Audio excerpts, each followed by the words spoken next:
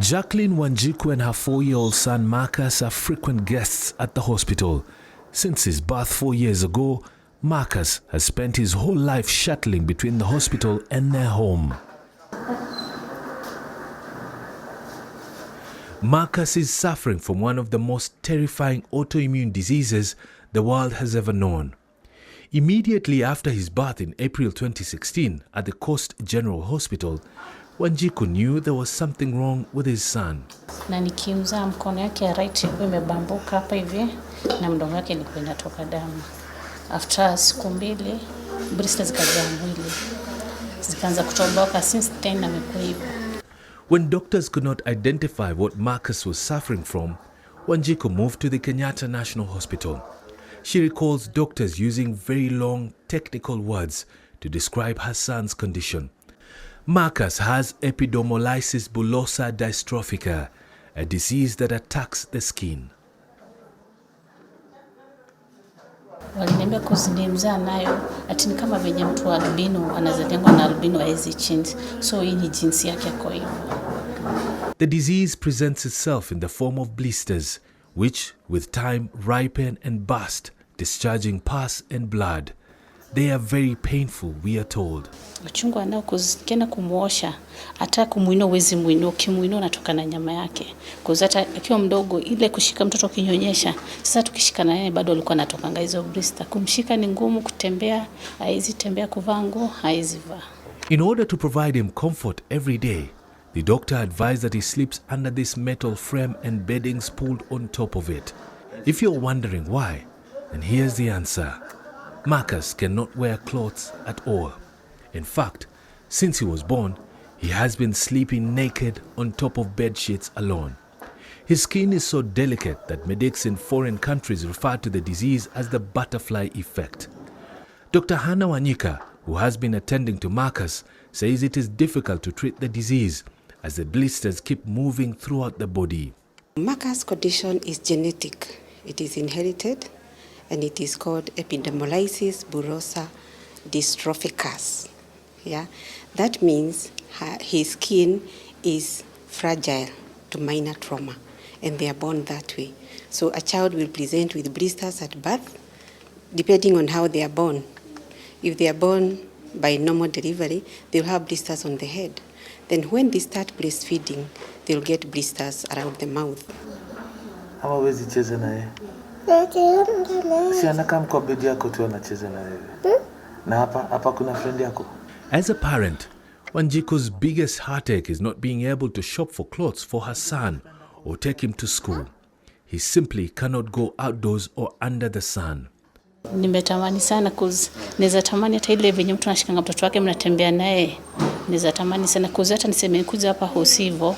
Sijui ati mbeba tunaenda. Mtu tunatafutanga mtu anatutoa home, anatupeleka kwenye tunaenda hosi hiyo kumbeba bado inachangia.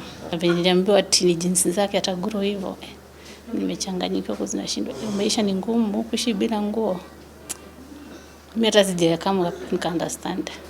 They should be out in the sun because the sun is important for their skin.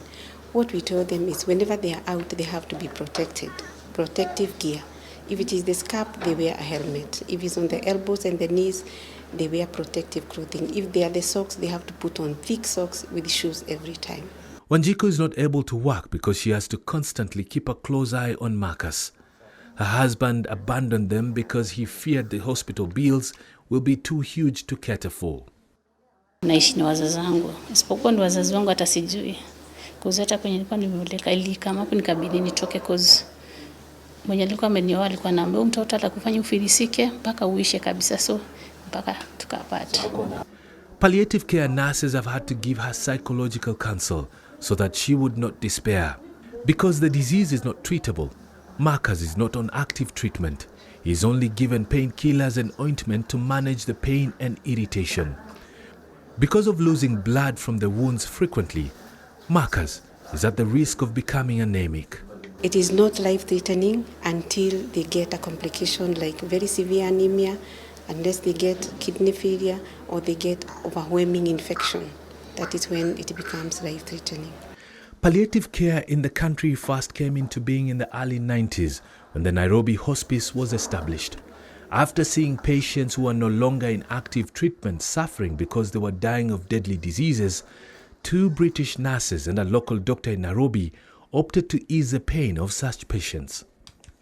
The role of the hospice was to allow patients receive alternative medical care, which they would otherwise not receive while on active treatment in hospital.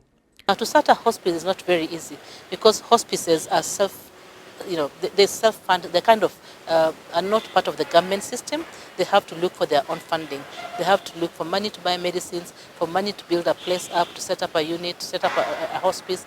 They have to look for money to pay staff and all those things. So what we thought would be a good idea is to have these services put into existing services in the country.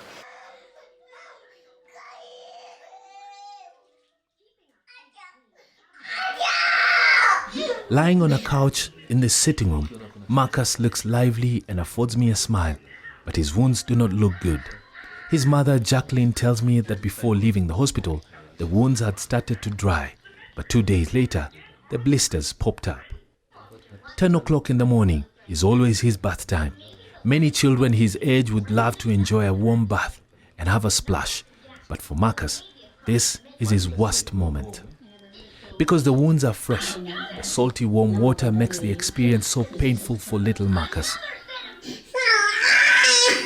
For a mother, this is like torturing your young one, but Jacqueline, balancing tears, soaks Marcus' wounds with the water so that the dry patches on his skin can peel off easily.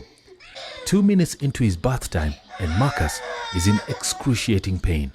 Uncomfortable, he screams and holds his mother's hands so that she can stop patting her wet hands on his body. Finally, his mother delicately lifts him out of the bucket and lets him dry.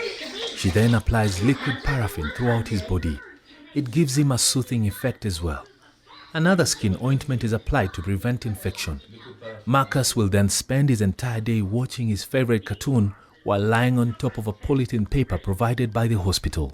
Hii sasa inamsaidia cause nikimwagilia tu siguzi tu yenyewe inajispread, sitamshikashika cause wakisema kama hizi mafuta zingine jua ile kufanya hivi bado inachangia kutoa utorodu blisters. Alafu ina itoi. Alafu mjukuno inapungua kiasi. His baby teeth are about to fall off, but the mother has been advised against pulling them off, as this could lead to excessive bleeding and open wounds around the gum area. As he grows older, Marcus will require to be fully dressed in gauze and light bandages in order to prevent trauma on his delicate skin. His will be a life that requires attention round the clock. But while caring for her beloved son, Jacqueline will also need a lot of help in order to cope with her son's condition. Without professional help, such as psychosocial assistance and socioeconomic, she may easily break apart. Inanifanyanga nisikie nikiwa down kabisa cause nashindwa hiyo ni maisha gani? Taishi aje? The visits back and forth to Kenyatta National Hospital are beginning to take a toll on her.